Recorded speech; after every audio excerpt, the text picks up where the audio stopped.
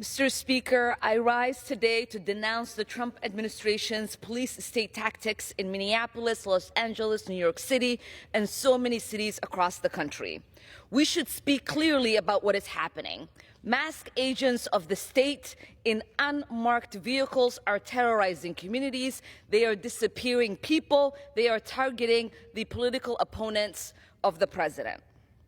They are using militarized force to silence, intimidate, brutalize not just Americans exercising their First Amendment rights, but also members of the press.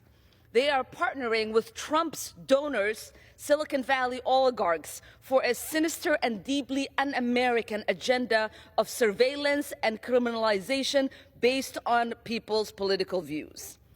In some cases, just based on where they live. There was a story that Trump told during the campaign about the need to restore law and order, about the need to target criminals. Within moments of assuming the presidency for the second time, though, his true agenda became clear. The administration has no interest whatsoever in targeting criminals. What they want is to fulfill Stephen Miller's white nationalist fantasy. つまらん